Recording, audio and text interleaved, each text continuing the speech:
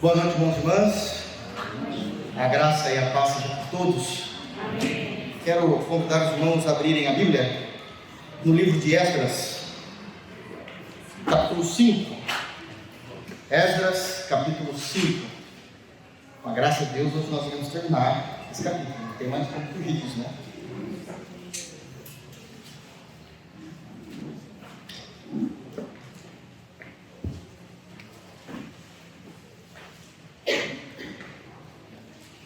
Esdras, capítulo 5. Queridos, nós iremos pregar hoje, com a graça de Deus, os versos 16 e 17. São os dois últimos versículos do capítulo 5. Mas lê-los separadamente de todo o capítulo não fará muito sentido. E isso seria um erro da pregação, um erro da parte do pastor, ler um texto fora do seu contexto, para que os irmãos e a comunidade não tenham pleno entendimento daquilo que estava acontecendo, qual é o cenário. Então nós iremos ler a partir do versículo número 11.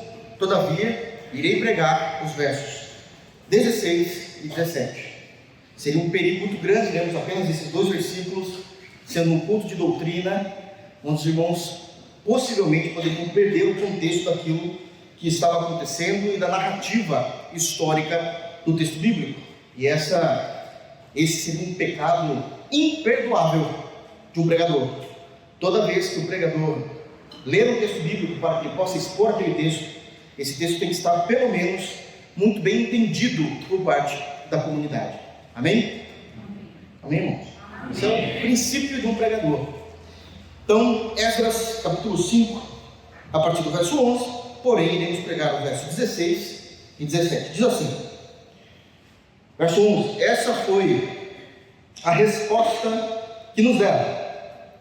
Nós somos servos do Deus do céu e da terra, e reedificamos a casa que há muitos anos fora construída, a qual um grande rei de Israel edificou e a terminou. Mas, depois que os nossos pais provocaram a ira ao Deus dos céus, ele os entregou nas mãos de Nabucodonosor, rei da Babilônia, o caldeu, o qual destruiu esta casa e transportou o povo para a Babilônia. Porém Ciro, rei da Babilônia, no seu primeiro ano, deu ordem para que esta casa de Deus se edificasse. Também os utensílios de ouro e de prata da casa de Deus, que Nabucodonosor levara do templo que estava em Jerusalém, e os meteu no templo de Babilônia, o rei Ciro os tirou de lá, e foram dados a um homem cujo nome era Sesbazar, a quem nomearam governador. E lhe disse: toma esses utensílios e vai, leva-os ao templo de Jerusalém e faze reedificar a casa de Deus no seu lugar. Então veio o dito Sesbazar e lançou os fundamentos da casa de Deus, a qual está em Jerusalém, e daí para cá se está edificando e ainda não está acabada. Agora, pois, se parece bem ao rei que se busque nos arquivos reais na Babilônia se é verdade haver uma ordem do rei Ciro para edificar esta casa de Deus em Jerusalém, e sobre isso nos faça o rei saber a sua vontade. Amém. Vamos buscar o Senhor em oração. Feche os teus olhos para que possamos orar pedindo graça e entendimento desse texto bíblico. Senhor maravilhoso, é por meio unicamente do santo nome de Jesus que nós nos reunimos diante de Ti. Somos o Teu povo, Senhor. O Senhor nos encontraste quando nós estávamos perdidos, sujos, em nosso lamaçal de pecado e de iniquidade. Mas o Teu grande amor com que o Senhor nos amou, por meio da graça bendita de Jesus Cristo, nos vivificou para uma viva e nova esperança. Nós somos o Teu povo a quem temos aprendido a respeito de Ti, a quem o Senhor, por meio de Jesus e da Tua palavra, tem se revelado a nós. Isso é bondade, isso é amor, isso é benignidade de Sua parte. Continua se revelando a nós por meio da Tua palavra, Senhor. Nos ajuda, por meio do Teu Espírito Santo, a entendermos os textos, a crermos nos textos e aplicarmos os textos todos os dias em nossas vidas. Nos ajuda, Senhor Deus, a contemplar as maravilhas da Tua lei as maravilhas da tua pessoa e que possamos nos entregar totalmente a ti. É assim que nós oramos, no santo nome de Jesus. Amém. Queridos, nós estamos então no culto de doutrina. Nós já temos pregado expositivamente numa lectio contínua, isso é, versículo por versículo do livro de Esdras, e somente trazendo algumas informações necessárias para que nós possamos entender. O livro de Esdras é o livro que vai narrar a história do retorno do povo de Deus do cativeiro babilônico para Jerusalém. Somente falando aquilo que os irmãos já sabem, principalmente aqueles que têm acompanhado os nossos sermões, sabemos que o povo de Deus, depois de Salomão, houve uma briga no reinado e o povo de Deus se dividiu em dois. Nós sabemos que chamamos isso de o reino dividido de Israel. Até então era unido por Saul, um único rei. Depois de Saul, Davi, o único rei por mais 40 anos Saul, 40 anos Davi. Morre Davi, levanta-se Salomão por mais 40 anos, morre Salomão e parece que não há um acordo. Existe uma briga entre os irmãos e o reino é dividido entre dois reis, Jeroboão e Roboão. Jeroboão primeiro, reinado do norte. Roboão, reinado do sul. Reinado do norte, nesse momento da história, já não existe mais. Foi um povo, mesmo sendo o povo da aliança, que pecou, prevaricou contra Deus, e por causa disso, Deus enviou os assírios e destruiu o reino do norte. Algumas poucas pessoas saíram vivas e eles, correram para o sul. O reino do sul também não foi um reino 100%, e por isso Deus levanta o seu juízo, e agora, ao invés de ser invadido pela Síria, eles são invadidos pela Babilônia, pelo rei Nabucodonosor, como está sendo dito aqui. Eles vão ficar 70 anos como escravos. Na Bíblia, isso é chamado de os 70 anos do cativeiro babilônico. Então eles vivem por 70 anos debaixo de uma nação totalmente diferente da sua, de uma nação que não serve o mesmo Deus, de uma nação que não consegue enxergar a política da mesma forma que Israel, de uma nação que compreende a economia de uma forma totalmente diferente também do povo de Deus, e por isso eles são taxados como nada. De fato, eles são escravos. Essa escravidão, esse cativeiro, é juízo de Deus sobre o seu próprio povo.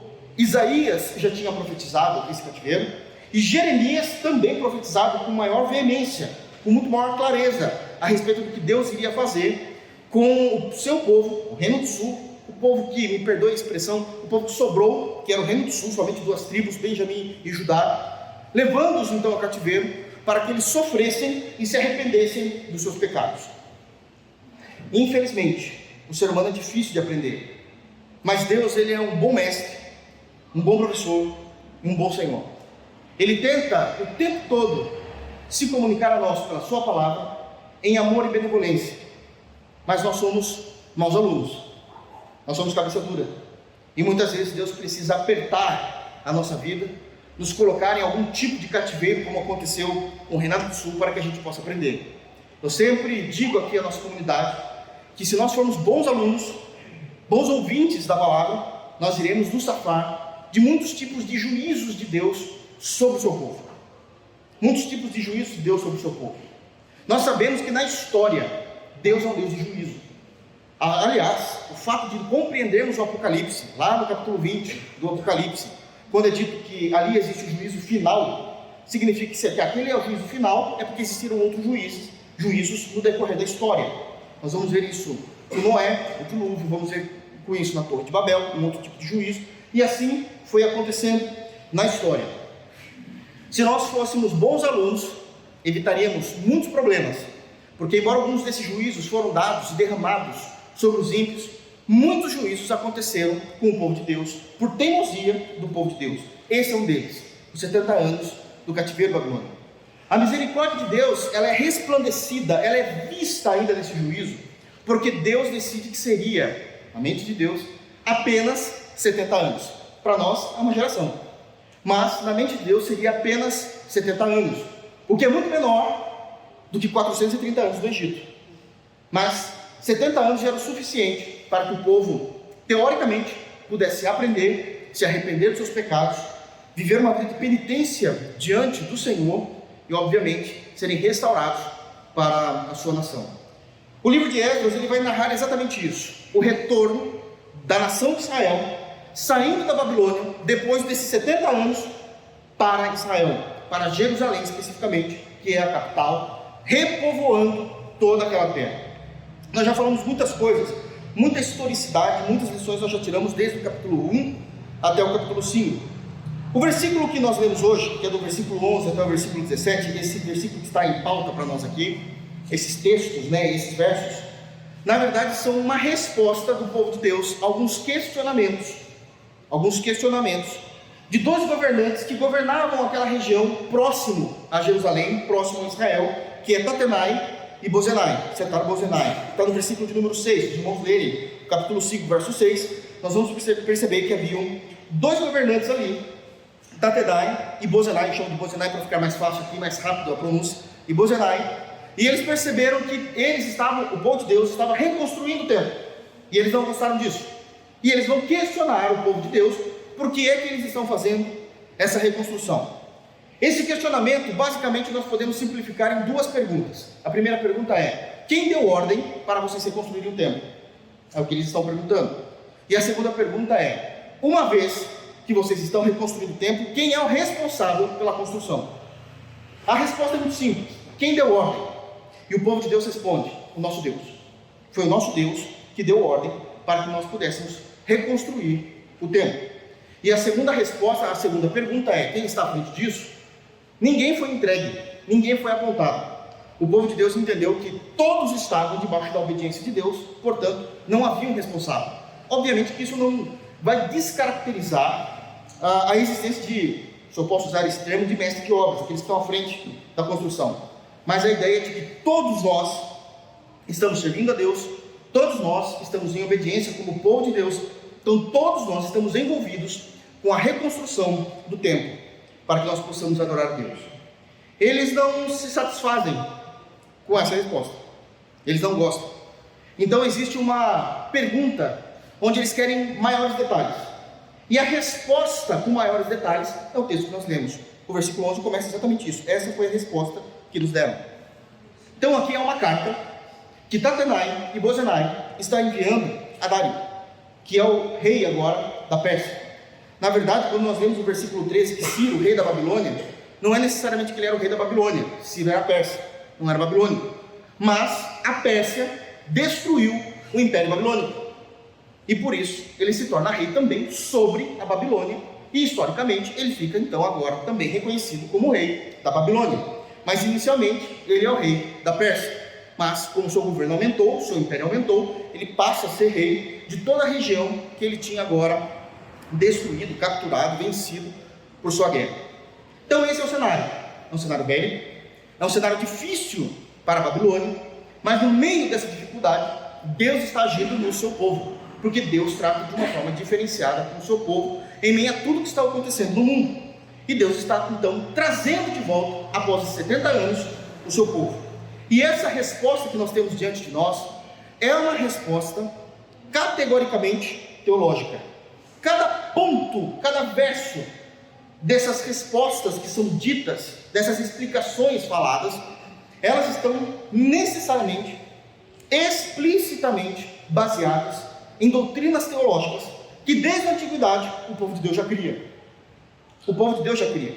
Eu não vou repetir todas, já tenho pregado isso, mas eu quero trazer aqui à memória os versos 14 e 15. Nós vamos pregar 16 e 17. Então, apenas trazendo à memória os versos imediatamente anterior, que são os versos 14 e 15, onde no versículo 14, essa resposta dada, quando é dito: também os utensílios de ouro e de prata na casa de Deus, que Nabucodonosor levaram do templo que estava em Jerusalém, e os meteu no templo da Babilônia. Desculpe, irmãos. O rei Ciro os tirou de lá, e foram dados a um homem cujo nome era Sesbazar, a quem nomearam governador. E aqui nós mostramos notoriamente que a doutrina que nós temos nesse verso é a doutrina da soberania divina. Deus é soberano, Ele decreta as coisas, é Deus que está decretando a história. Ele decretou que aqueles utensílios, muitos anos atrás, foram feitos para servirem no templo, na adoração, no açougue do templo, porque ali havia a morte dos animais. Deus já tinha instituído quais seriam os instrumentos: as bacias, as facas, tudo aquilo que era necessário para o trabalho diário do templo do sacerdócio. Eles roubaram isso, Nabucodonosor, e levou para o templo deles. Deus disse que ele já tinha decretado qual seria a finalidade daqueles instrumentos. Deus não tem plano B, então é resgatar os instrumentos. E no versículo de número 15, obviamente que nós tecemos toda a teologia dos decretos de Deus. E aí no verso 15 é dito que Ciro, como rei, olha para o seu governador, para o seu braço direito, que é Sesbazar, no final do versículo 14, e fala para Sesbazar: toma esses utensílios, vai e leva-os ao templo de Jerusalém, e faz-os reedificar a casa de Deus no seu lugar. E aqui nós temos a doutrina, acima no versículo 14, a soberania e os decretos de Deus. No versículo de número 15, nós temos a doutrina da providência divina. E nós já discutimos e definimos o que é essa doutrina num estudo sistemático da teologia. A doutrina da providência é aquela doutrina, é o meio pelo qual Deus utiliza, Ele move, Ele manipula a história, a criação, o tempo, o ser, o indivíduo, para que se cumpra a sua vontade, os seus decretos e os seus desejos. E nós separamos, da última vez que eu preguei aqui, de duas formas. Uma coisa é entender que Deus, no seu trono, Ele decreta algo. Eu quero isso. Isso é o decreto, é a soberania. Deus decretou que o seu filho um dia iria voltar para resgatar, para possuir o seu povo para sempre. Estamos esperando então essa promessa de Cristo voltar e buscar a sua igreja. Isso é um decreto. Como isso vai acontecer? Aqui é a providência. É Deus construindo a história para que todas as coisas sejam consumadas na pessoa bendita de Jesus Cristo. Isso é a providência. Nós temos claramente também a doutrina da providência na carta aos Efésios, capítulo 1, versículo 10, onde é dito que Deus fez todas as coisas convergirem em Jesus Cristo. Então temos a doutrina dos decretos e a doutrina da providência. Amém? Então é exatamente nesse ponto que nós paramos. Tem mais coisas. Vamos ler? Falando agora do texto de hoje, versículo de número 16, que é apenas o 16. Então veio o dito Sesbazar e lançou os fundamentos da casa de Deus, o qual está em Jerusalém, e daí para cá se está edificando e ainda não está acabada. Aqui é a resposta aí do povo de Deus dando a Tatenai e a Bozenai. Deus decretou o retorno dos utensílios, Deus providenciou alguém para levar esses utensílios, que foi Sesbazar, e no versículo 16 é dito que tanto o decreto como a providência se cumpriram no versículo 16. Nós temos duas doutrinas se cumprindo no versículo 16. A vontade de Deus, que os utensílios servissem o templo, isso foi destacado por Ciro. A providência de Deus de levantar alguém, um ímpio, para trabalhar em prol do seu reino, Sesbazar. Deus levanta Sesbazar. E no versículo 16, a providência e o decreto se convergem na vontade dele. A providência e o decreto se convergem na vontade dele. Dito isso, para que a gente possa entender o contexto do verso 16, eu quero tirar algumas lições para que a gente possa analisar o texto bíblico. Primeira lição do versículo 16: então veio o dito Sesbazar e lançou os fundamentos da casa de Deus, o qual está em Jerusalém, e daí para cá se está edificando ainda, mas ainda não está acabado. Primeira lição que nós temos aqui do texto: através da sua soberania, através do seu decreto e através da sua providência, Deus constrói a história. Nós nunca falamos sobre isso. Nós falamos que Deus está no controle da história. Sabe o que é controlar? Vamos trazer isso para a nossa realidade? Você imagina uma grande empresa multinacional aqui no nosso país. Pense em alguma, grande, gigante. E essa empresa, evidentemente, tem um CEO. Ele controla a empresa, mas ele não construiu ela. Uma multinacional não. Se for uma empresa privada, menor, eu até entendo isso. Mas uma multinacional não. Deus, Ele não apenas controla a história, ele a constrói. E quando nós entendemos que Deus constrói a história, eu preciso que vocês realmente abram a mente de vocês e viajem muito longe. Quando eu falo da história, toda a história está ligada ao tempo. E quando a gente fala de tempo, o planeta Terra não é nada. Deus controla tudo que existe. E você pode dizer, entendi. Deus controla então o universo. 90 bilhões de anos-luz, até onde a NASA conseguiu desvendar uma ponta a outra no universo. Sabe o que é 90 bilhões de anos-luz? Primeiro a gente tem que saber a velocidade da luz. Ela não é muito rápida não. É só 300 mil quilômetros por segundo. Essa é a velocidade da luz. 300 mil quilômetros por segundo. Passou um segundo? Ela percorreu 300 mil quilômetros. É percorrer nessa velocidade por 90 bilhões de anos para chegar de uma ponta a outra no universo, vírgula, até onde nós conseguimos descobrir. Nós não sabemos se tem mais. Há quem diga que o universo está em expansão. Então esse número já está errado também. Se isso é verdade, esse número já é pequeno. Então é muito maior. Mas deixa eu explicar uma coisa. Se nós limitarmos Deus ao universo, ele é um ser limitado.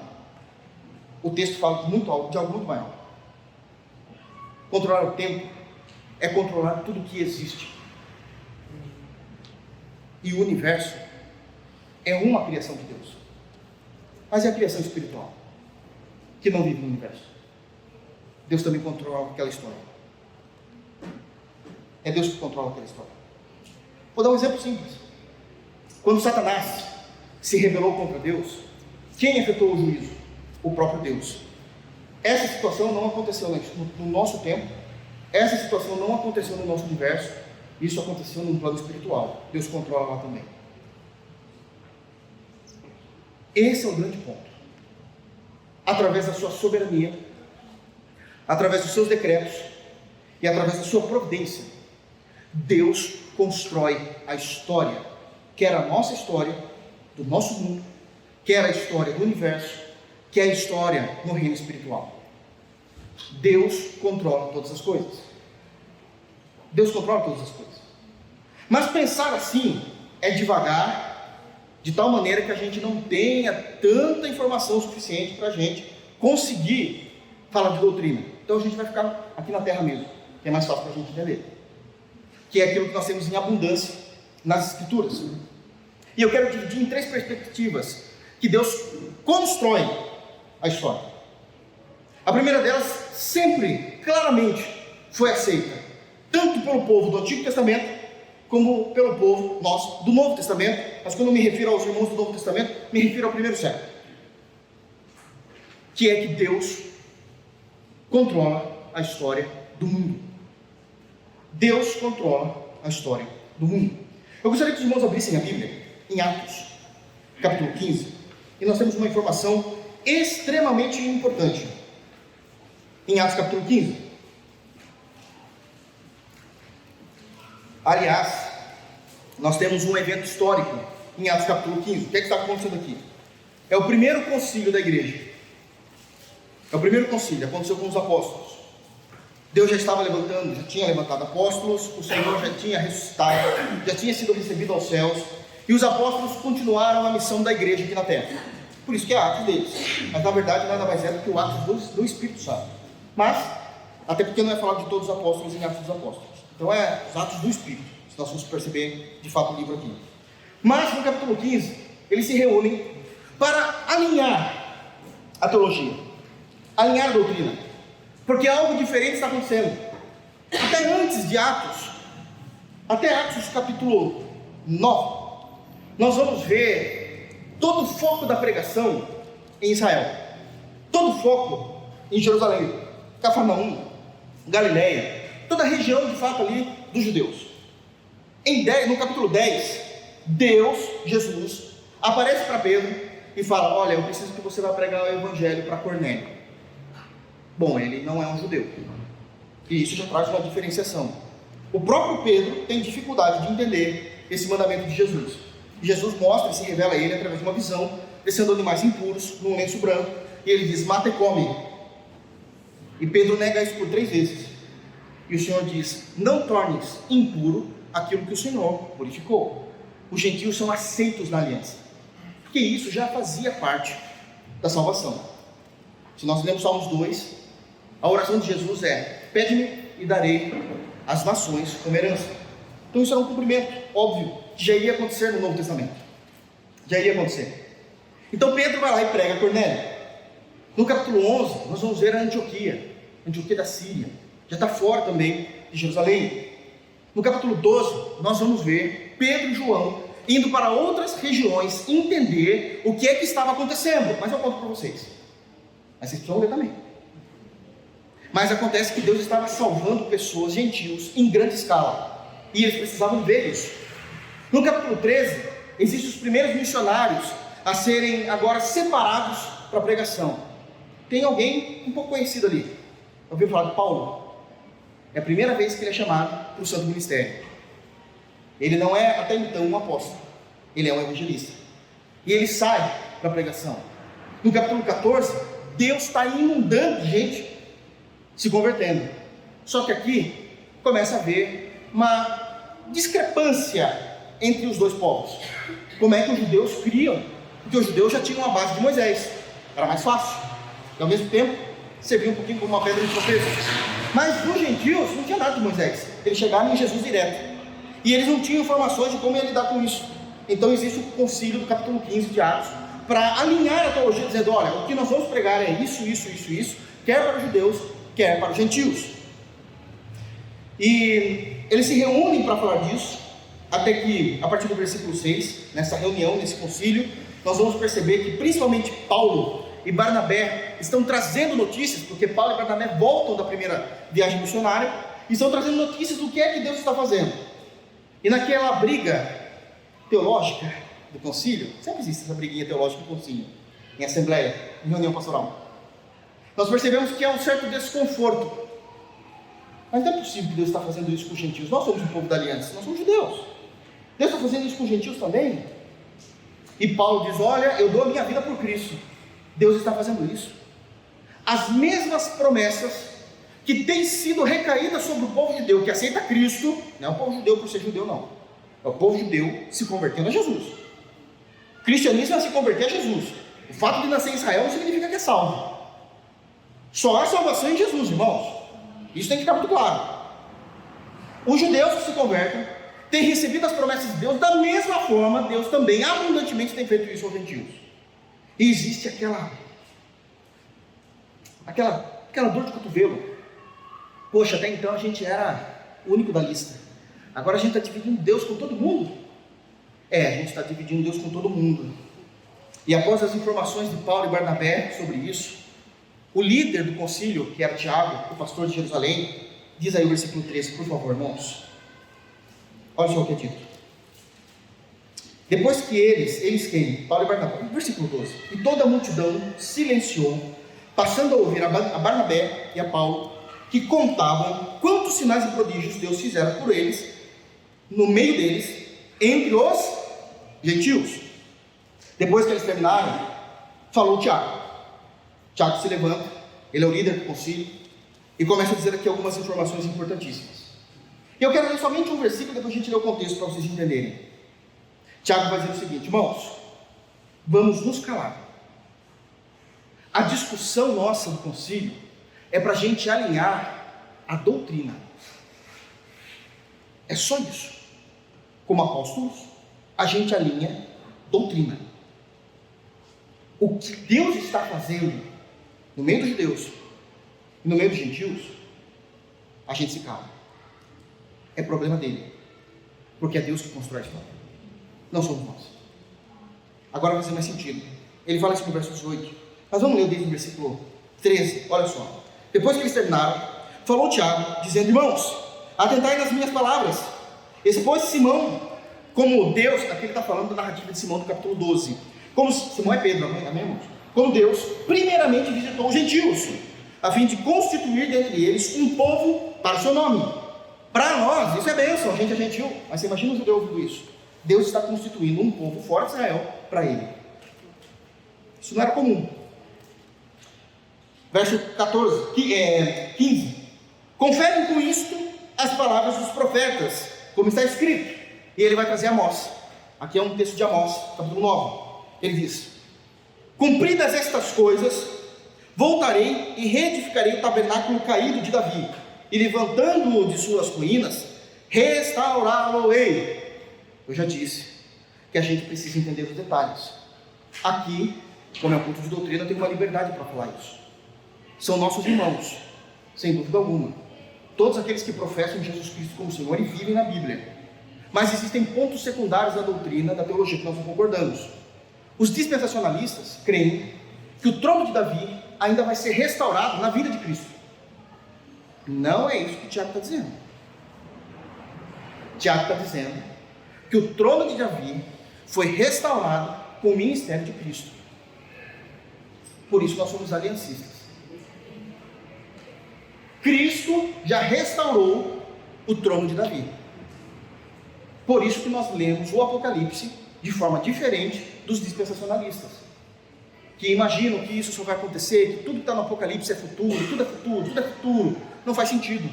Se fosse tudo futuro, o Apocalipse não serviria para a igreja do primeiro século. O texto está claro, é doutrina. Estamos aqui para aprender o que é que nós temos. Então o Senhor já restaurou, está escrito aqui: cumpridas essas coisas. Aqui em Amós era futuro de fato, mas em Atos é cumprido. Voltarei e reedificarei o tabernáculo caído de Davi, e levantando de suas ruínas, restaurá-lo-ei, para que os demais homens busquem o Senhor, e também todos os gentios sobre os quais tem sido invocado o meu nome. Ele está repetindo a profecia de Amós. Versículo 18: diz o Senhor que faz estas coisas conhecidas desde os séculos. Deus constrói a história. No primeiro concílio já ficou claro. A gente discute a doutrina, o que é que tem que ser falado, em que momento tem que ser falado, o que são doutrinas primordiais, inegociáveis, fundamentais, o que são pontos secundários, o que são pontos terciários. Mas o mover de Deus, a maneira como Deus e a história têm acontecido, não é problema nosso. Se não era problema dos apóstolos, quanto mais é nosso problema. Porque é Deus que constrói a história. O fato é que eles confessam isso no primeiro concílio da igreja, no versículo 18, quando ele diz o Senhor que faz essas coisas conhecidas desde os séculos. Isso é, no Antigo Testamento já era claro que Deus construía a história. Quero trazer aqui, continuando, uma segunda compreensão da construção de Deus, onde Deus ele constrói a história do mundo. Essa aqui é a história geral, mas Deus também constrói a história das nações de forma individual. E nada melhor do que pegarmos um texto exatamente do que Esdras está falando. Queria que os irmãos abrissem em Isaías, profeta Isaías, capítulo 48. É exatamente o texto se referindo a todo o livro de Esdras, que é a maneira como o povo de Deus iria retornar. Esdras, capítulo 48, somente o versículo 14. Isaías, capítulo 48, versículo 14. Então, nós vimos em Atos capítulo 15 que Deus constrói a história do mundo. A gente está reduzindo aqui as informações. Mundo. Agora a gente vai falar de nações. Já começamos a dividir. E olha o que é dito: palavras do próprio Deus através de uma profecia proferida pelo profeta Isaías. Ajuntai-vos todos vós e ouvi. Então é uma profecia que vai ser dita. Quem dentre eles tem anunciado estas coisas? Bom, que coisas, Senhor? E ele fala: o Senhor amou a Ciro e executará a sua vontade contra a Babilônia, e o seu braço será contra os caldeus.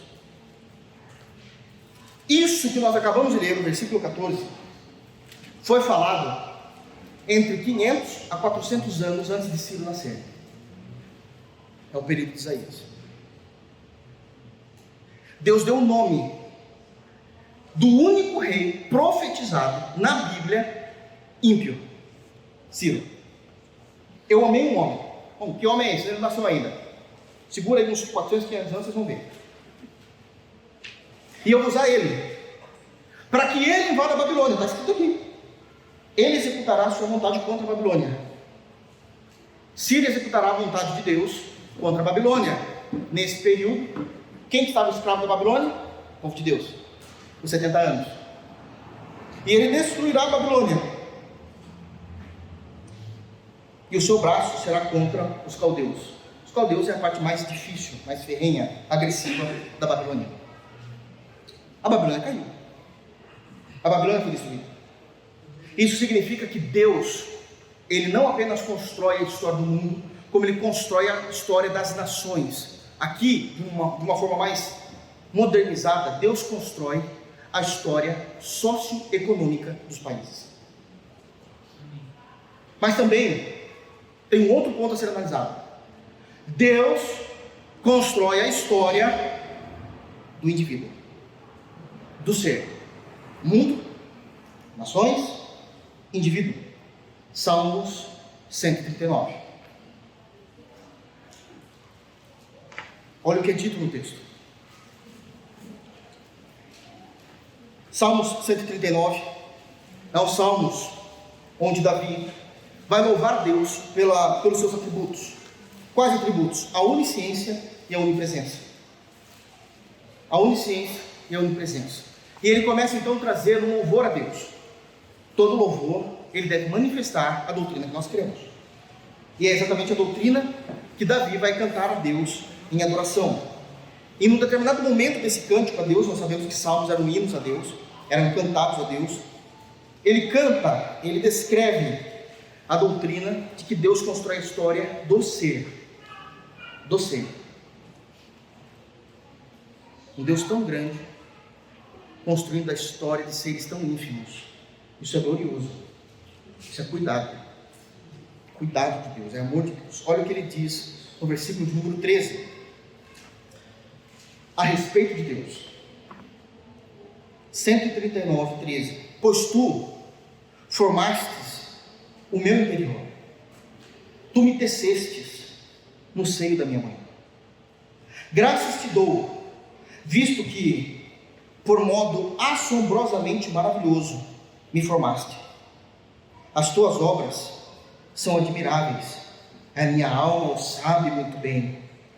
Os meus ossos não te foram encobertos, quando no oculto fui formado e entretecido como nas profundezas da terra. A ideia aqui é que Deus já conhecia a nossa história quando ninguém mais podia nos ver porque estávamos no ventre. Sabe o que Deus vê? Algo que nós não conseguimos ver. A gente pode até saber como é que acontece hoje por causa da ciência, mas a gente não vê. O osso se formando. Exatamente aquele momento em que as células começam a ficar endurecidas, em que as células começam a tomar um corpo agora extremamente forte, que consegue sustentar toda a nossa existência. Mas ao mesmo tempo que existem esses ossos que são extremamente fortificados, a gente também tem todas aquelas partes do corpo que são flexíveis. Só Deus vê isso. Mas Ele não vê, Ele faz, Ele controla.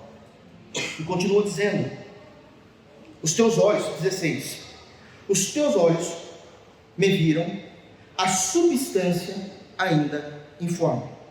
Está falando do feto, está falando do embriãozinho e depois do feto. Deus via, Deus deu ordem, Deus controlou cada dia, cada segundo da nossa formação. Ele diz ainda: e no teu livro foram escritos todos os meus dias, cada um deles escrito e determinado, quando nenhum deles havia ainda. Deus controla a história do céu. Deus controla a história do céu. Deus controla todas as coisas, a história do mundo. Deus controla as nações. Deus controla o indivíduo. Através da sua providência, através da sua soberania, através dos seus decretos, Deus controla a história. Tudo.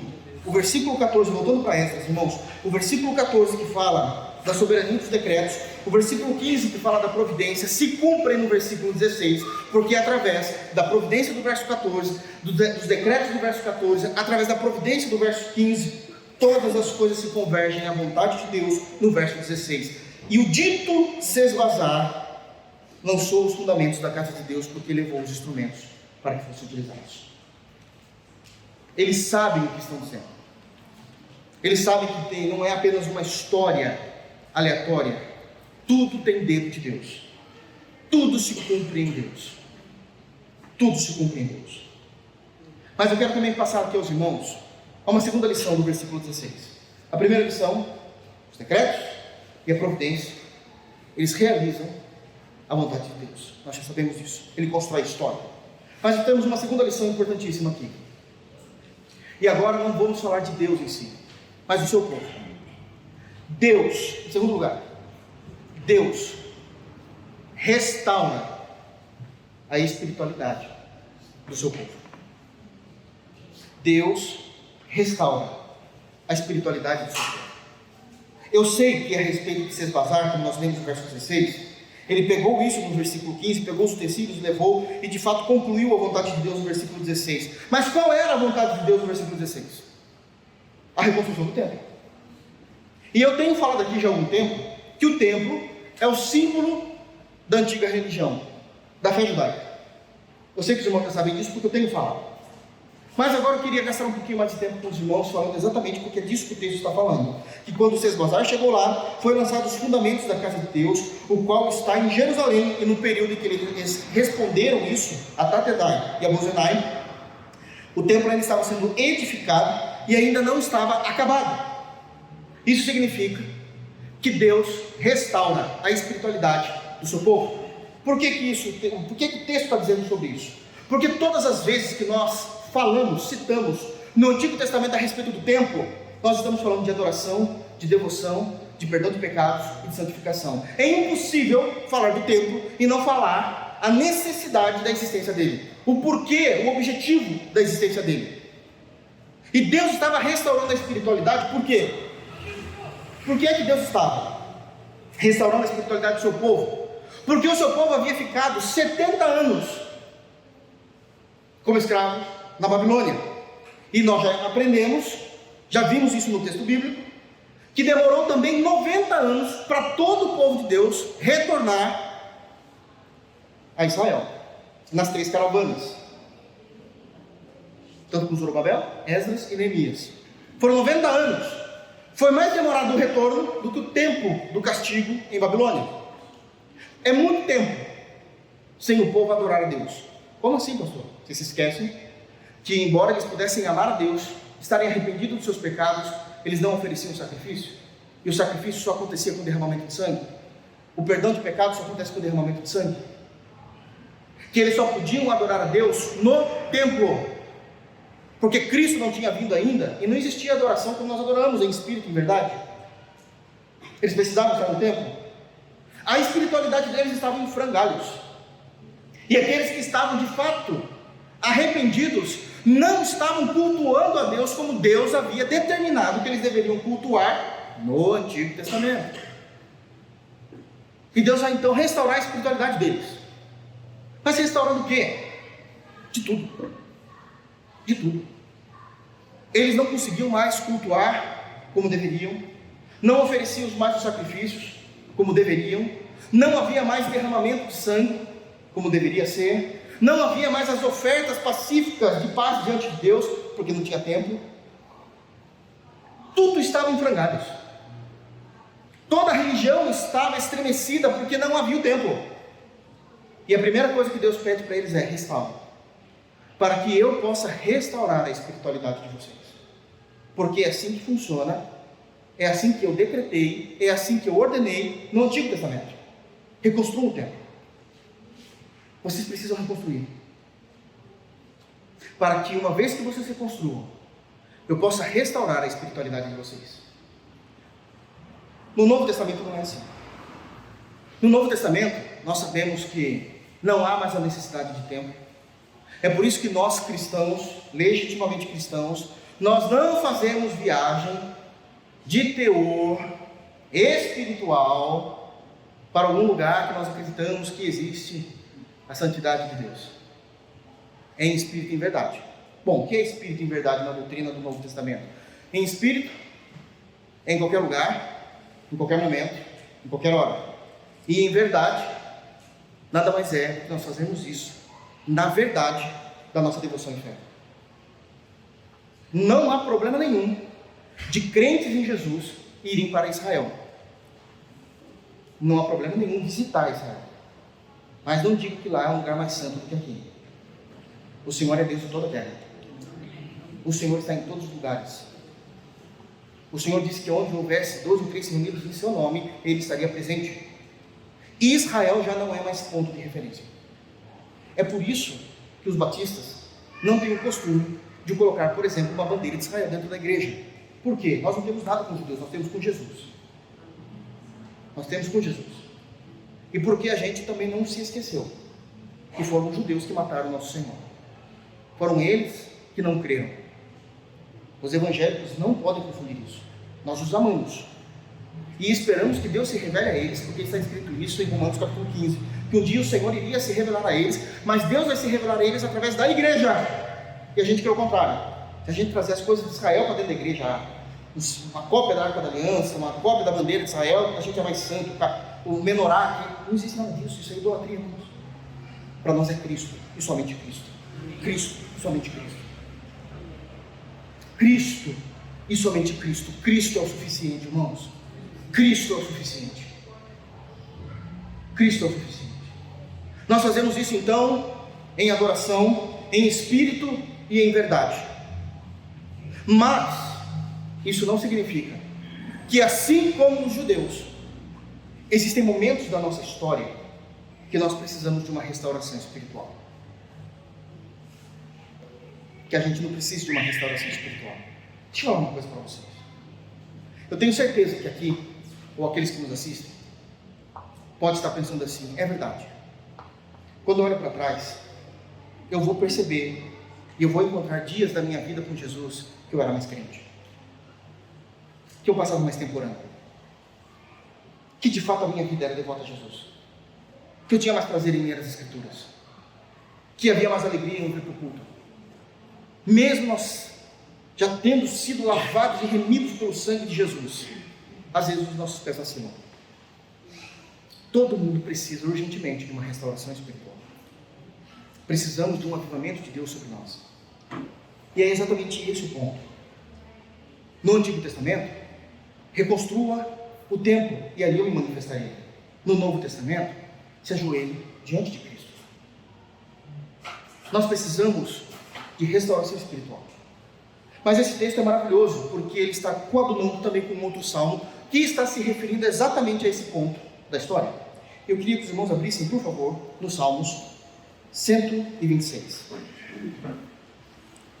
Para quem não sabe, os Salmos de número 126 está falando exatamente do retorno de Israel do cativeiro depois dos 70 anos. E aqui nós vamos perceber que é exatamente um cântico onde o povo de Deus espera a restauração espiritual. O povo já tinha vindo. Salmo 126 é um salmo escrito depois dos 90 anos do retorno.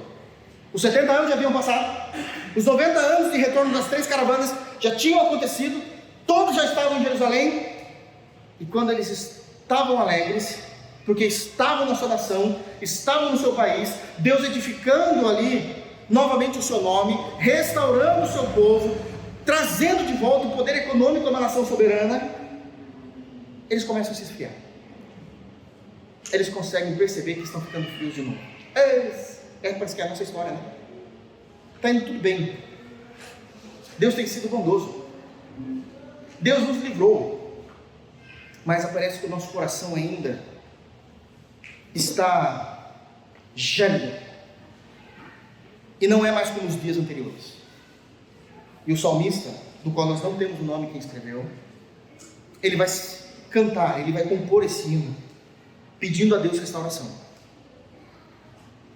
porque ele sabe quem eles são, sabe como eles pecam. E o Salmo 126, ele é pequenininho, tem 6 versículos, mas esse Salmo, ele está falando em 3 destaques específicos. O verso de 1 a 3, o salmista canta olhando para o passado. O verso 4, ele está cantando olhando o presente. E os versos 5 e 6, ele está olhando para o futuro. Essa é a divisão do Salmo. Os 3 primeiros, ele está olhando para o retrovisor, tudo que aconteceu. Verso 4, o tempo atual dele. Verso 5, a esperança do futuro. E ele começa então a conclamar a Deus, a cantar a Deus, a orar a Deus através desses salmos, pedindo a sua restauração. Então esse salmo foi escrito por crentes, ou por um crente, mas cantado por crentes que tinham voltado da Babilônia, depois dos 70 anos de prisioneiros, como prisioneiros, e depois dos 90 anos do trajeto das 3 caravanas. Eles já estavam em Israel, mas o coração não estava de volta. Nós somos bons alunos, eu disse isso. O coração não estava de volta. E eles começam contando o seguinte, verso 1: quando o Senhor restaurou a sorte de Sião, ficamos como quem sonha. E aqui eu quero tirar uma grande lição da restauração de Deus sobre nós, tanto do Antigo Testamento como do Novo Testamento. A restauração espiritual de Deus nos traz de volta a esperança. É isso que ele está cantando. Ele está olhando para trás. Perceba que o verbo está no passado. Ele está olhando e vendo a história dele, e vendo que existe uma história bonita, porque eles estiveram presos por 70 anos, demorou 90 anos para eles regressarem a Israel, e ainda assim, eles não estão bem. Mas há uma historicidade na vida deles notável. Ele começa contando as maravilhas de Deus. Quando o Senhor restaurou a sorte de Sião, ficamos como quem sonha. Estavam numa expectativa, extasiados. Sonho, nas escrituras sagradas, nesse contexto, significa que eles ficaram como que pensando e se alimentando de bons pensamentos. Como? Imagina a alegria que vai ser quando eu voltar para minha casa. Imagina a alegria que vai ser quando eu encontrar os meus familiares que não morreram na escravidão. Se vocês acham que eles foram pegos como escravos e foram morar na mesma cabana, vocês estão enganados. As famílias eram destituídas.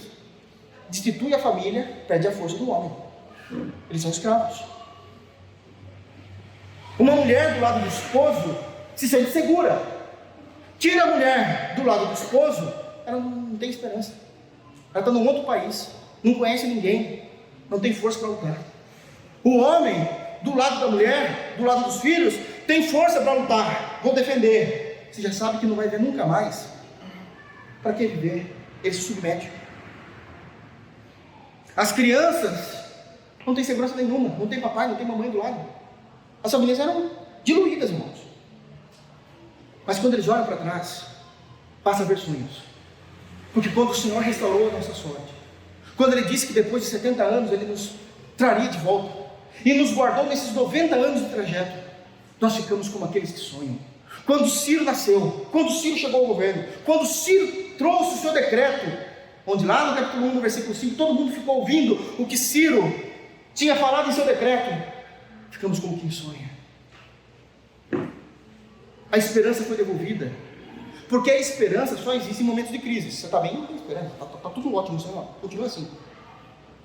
Mas em momentos de crise, precisa de esperança. Mas é esperança do quê? De voltar para o lar. Porque eles estavam vivendo algumas crises. Quais são as crises? Eram pessoas expatriadas, não estavam em sua nação. Eram pessoas que perderam suas casas. Suas casas tinham sido destruídas mesmo, literalmente, não eram só levados, destruído. Mas teriam um lugar para morar novamente. Voltariam para sua nação, teriam uma bandeira. Voltariam para sua fé na comunidade dos santos. Viriam novamente a sua família. Nós ficamos como quem sonha. É viver através de um pensamento bom, de expectativas boas. É viver através de expectativas de que eu vou ser feliz. Há felicidade para nós. Ficamos como quem sonha. Serei feliz. É um momento em que haverá conquistas. O que é um ser humano sem conquistas na sua vida? O que é um ser humano sem conquistas? E o Senhor restaurou toda a sorte deles. E nós? Quando a gente olha para trás, a gente também tem uma história linda. Sabia? Claro que você sabia. Pelo amor de Deus. A história da nossa salvação. Só vou lembrar vocês. Só vou lembrar rapidamente de vocês. Nós éramos mortos. E nos fomos recebidos com vida por Jesus. Nós estávamos perdidos. E fomos achados por Jesus. Nós éramos escravos do pecado. E vivemos na liberdade agora que há em Cristo Jesus. A nossa história é linda. Mas mesmo assim, quando nós olhamos para essa história bonita, às vezes os nossos pés vacilam, o nosso coração se esfria, e já não somos mais aquele crente que encontramos quando olhamos para um tempo atrás. Mas nós precisamos olhar para trás e saber que quando o Senhor um dia decidiu restaurar a nossa sorte, Ele nos fez filhos seus. Ele nos fez filhos seus. Ele continua, verso 2: então a nossa boca se encheu de riso. Eles não riam, mas agora a boca deles se encheu de riso. Acabou os 70 anos, passou-se os 90 anos do retorno, estamos em casa e a nossa boca se encheu de riso, porque há expectativas. Toda a obra da restauração espiritual de Jesus na vida do crente é de uma alegria indizível. É de uma alegria indizível. Por mais que hoje você e eu possamos estar passando momentos de tristeza, momentos de dor, momentos de lamento, momentos de crise, Jesus está do nosso lado e Ele pode transformar a nossa tristeza em alegria, a nossa dor em alívio, o nosso lamento em gratidão e as nossas crises em novas oportunidades. Somente Jesus pode fazer isso. Somente Jesus pode tirar um sorriso dos nossos lábios, porque nós precisamos de restauração, e é somente Ele que pode fazer isso. Diz o texto, quando o Senhor, é Ele quem faz, é Ele quem faz. Se não fosse o Senhor, o reino do sul teria morrido em Babilônia. É o Senhor. Verso 3, final do verso 2 e verso 3 diz: então, entre as nações se dizia, grandes coisas o Senhor tem feito por eles. Com efeito, grandes coisas fez o Senhor por nós, por isso estamos alegres. A grande obra e a restauração do Senhor em nossas vidas fará com que pessoas ao nosso redor reconheçam quem é Deus em nossa vida. São eles que estão dizendo, grandes coisas fez Deus na vida deles. Aqui, quem está falando é todo o império babilônico que caiu diante de Deus. Aqui, de quem Deus está falando, de quem o salmista está falando e escrevendo, é todo o império medo-persa que se submeteu à autoridade, à soberania, aos decretos e à providência de Deus. E a nós? Existe soberania de Deus sobre a nossa vida. Existem decretos de Deus sobre nós. Existe providência de Deus sobre nossa história. Nós já falamos disso. Acabamos de falar sobre isso. A providência de Deus sobre nós. E um dia, pode ser que não seja hoje, mas pode ser que amanhã, Deus se mova no universo. Deus diga algo do seu trono, de tal maneira que os nossos vizinhos vão ver quem é o Deus da nossa vida. que os nossos familiares vão perceber quem é o Deus a quem servimos, que os nossos amigos de trabalho, da escola, vão saber em quem é que nós temos confiado o tempo todo. As pessoas vão dizer: grandes coisas fez Deus na vida deles. Isso é promessa de Deus.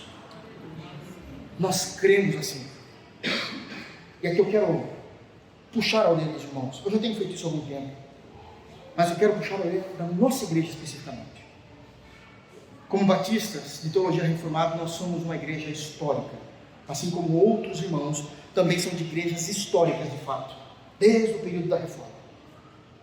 Embora nós sejamos uma igreja histórica, nós não vivemos de história. A história nos serve como testemunho do que Deus fez no passado, mas a nossa fé não está na história. A nossa fé não está em páginas de livros, mesmo que sejam bons livros de teologia. A nossa fé está em Jesus. A nossa fé está no Senhor. Nós não vivemos a partir da experiência que Brenner teve, que Spurgeon teve, que Wesley teve, que Calvino teve. Nós vivemos uma fé viva. Ela é verdadeira, ela faz sentido. Não é algo somente que eu creio como um manual de informações. Ela é viva, pungente no meu coração. Ela é uma fé pessoal. O Deus que tratou com Spurgeon, o Deus que tratou com Calvino, é o Deus que trata com Rodolfo, é o Deus que trata com a IBRPV. É um Deus pessoal, que nos conhece, que nos acompanha, que nos formou, que nos levanta. Nós ficamos felizes pelo que Deus fez na vida deles, mas seríamos bobos se não ficássemos mais felizes na expectativa do que Deus vai fazer na nossa. É um Deus, uma fé pessoal, é uma fé experimental. Não adianta eu ficar citando tudo o que aconteceu no passado, mas a minha vida é uma vida fria, sem experiência nenhuma para com Deus e com Sua palavra. Nós amamos as nossas experiências pessoais por meio da palavra que temos com o Senhor. Que temos com o Senhor. É a nossa vida, é a nossa fé. Deus trata pessoalmente conosco, e não através desses grandes homens que fizeram história no seu devido tempo. No seu devido tempo. Mas para por aí os verbos do passado. E ele entende que quando ele olhou para trás, ele viu as grandes coisas que Deus fez, o como eles confiaram em Deus e como eles ficaram como os que sonham, o como Deus tirou da boca deles o riso, e como as nações professaram quem era Deus na vida deles. Mas o passado acabou. A gente está no hoje. E eles percebem que eles estão frios de novo. Eles percebem que estão frios de novo. E todo o verbo que estava no passado agora está no presente. 4. Restaura, Senhor, a nossa sorte, como as torrentes no Negueb. Restaura, Senhor. Mas você não acabou de citar tudo que eu fiz? Eu sei, Senhor. Eu sei. Mas tenha misericórdia. Eu falei de novo. Restaura a minha vida. Restaura a nossa sorte, Senhor. Nos ajuda a reconstruir o templo. Nos ajuda a ter fé nisso. Restaura a nossa espiritualidade.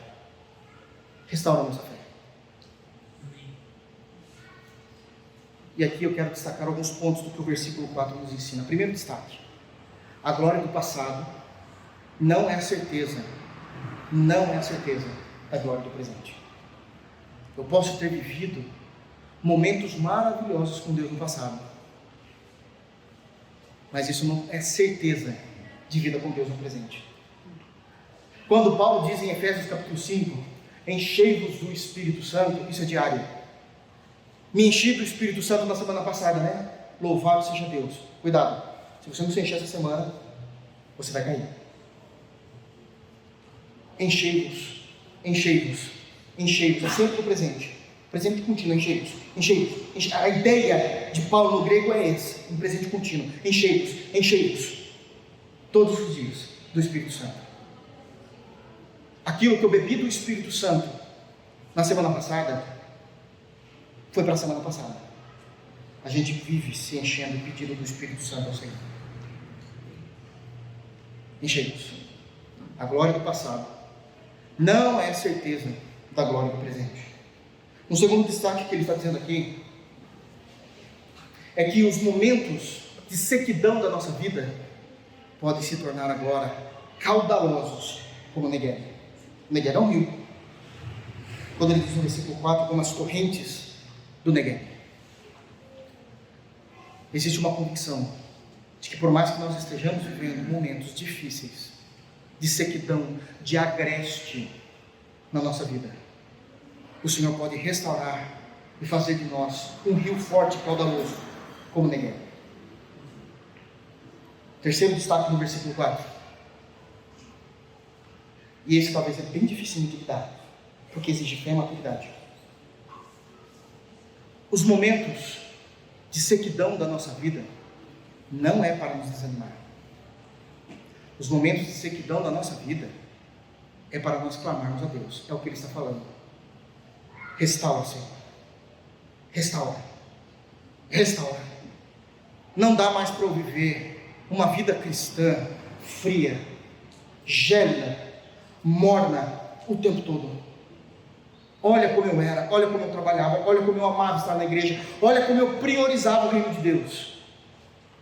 Qualquer coisa hoje tira a prioridade do reino de Deus da minha vida. Restaura, Senhor, a nossa sorte. A ideia de sorte aqui, irmãos, não é a sorte do Ocidente, né?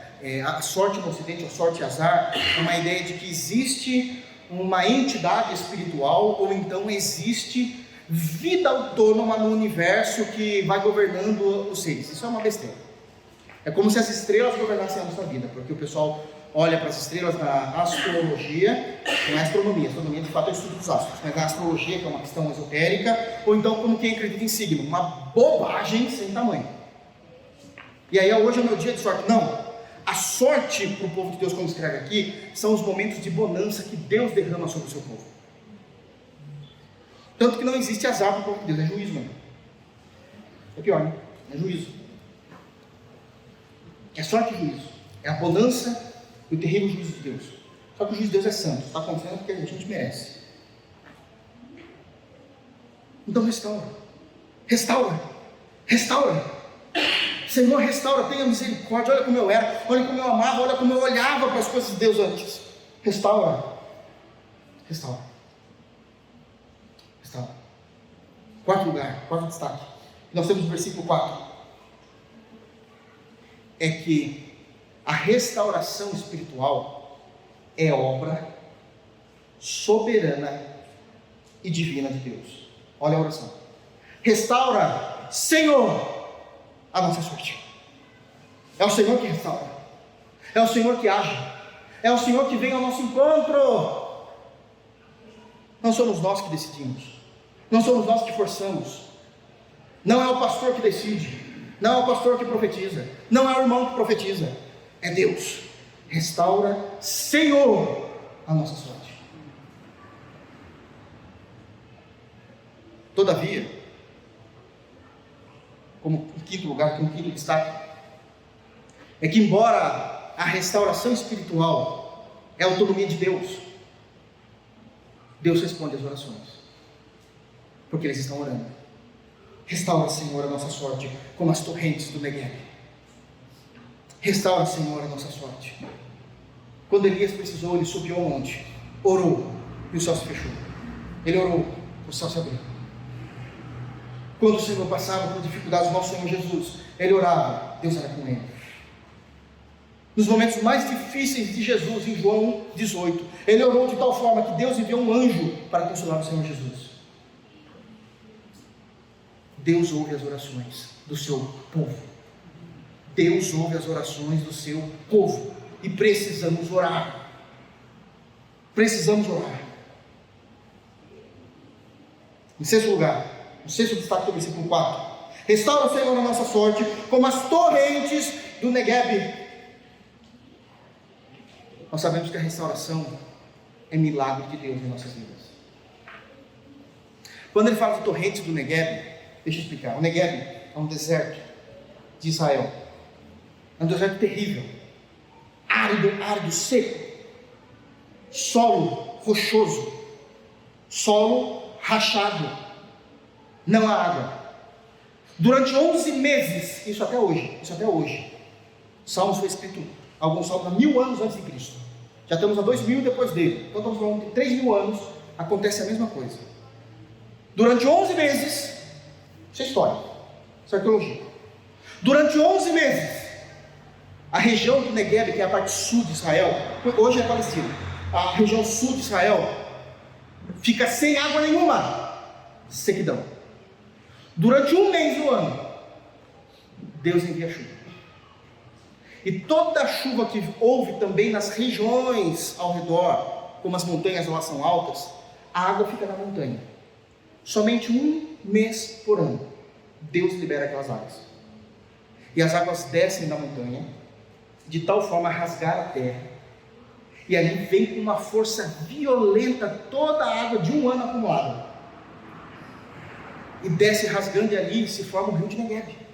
As torrentes do Negueb. Se você não sai da frente, a água te leva. Eu me comprometo, hoje à noite ainda, mandar um vídeo sobre as águas do Negueb chegando em Israel no grupo da igreja. Vocês vão ver que coisa maravilhosa. E ela vem, e conforme ela vem trazendo vida, porque onde estava a sequidão, tudo ao redor, por causa da umidade, por causa da água, tem uma água doce, estava parada, era de chuva, começa a trazer vida, esverdear toda a região. Isso é milagre de Deus. Ele está pedindo exatamente isso. Nós estamos secos, confissão de pecado, nós estamos secos, Senhor, como no período do deserto do Negueb. Então transforma as nossas vidas, faça vir chuva do Teu Espírito Santo, torrencial sobre nós, de tal forma que onde há morte possa haver vida, onde haver secura, possa haver verde agora, por meio da ação do Teu Espírito Santo. Faça isso como as torrentes do Negueb, chegando até nós. Nós temos esses destaques, porque nós oramos, e Deus ouve as suas orações. Verso 5, vou terminar, fique em paz. Os que com lágrimas semeiam, com júbilo ceifarão. Vamos ver o 6. Quem sai andando e chorando enquanto semeia, voltará com júbilo, trazendo os seus feixes. E aqui ele pega carona nas torrentes do Negueb, o verso 6, o verso 5 e o verso 6. E ele diz o seguinte, e aqui nós temos uma lição importantíssima. Toda semeadura correta é certeza de restauração da parte de Deus sobre nós. Toda semeadura correta é certeza da restauração espiritual de Deus sobre nós. O problema é que muitas vezes a gente diz, Senhor, mas eu estou falando, eu estou tentando, eu estou fazendo, mas a semeadura está errada. Não é essa a semeadura. Olha o que o texto diz. 5. Vamos tirar aqui alguns destaques do texto. Toda semeadura correta é certeza da restauração de Deus sobre nós. Então vamos ver o que o texto está dizendo de fato. Os que com lágrimas semeiam, com júbilo ceifarão. Quem sai andando e chorando enquanto semeia, voltará com júbilo, trazendo seus feixes. Primeiro destaque, dos versos 5 e 6. A semeadura tem que ser dinâmica. Eu estou semeando como? Andando e chorando. Não é só ficar parado pedindo. O que você está fazendo? Semeadura não é você chegar com um punhado de semente e jogar e falar, agora 30 hectares vai florescer. Não, você tem que andar. E aquilo vai fazer você chorar muitas vezes. Porque 30 hectares é muito tempo. Ah, eu sei o que é tempo. Vocês acham que o pastor é tudo vida boa, não? Eu sei o que é tempo. Eu sei como funciona. É dinâmico. A gente anda. A gente chora.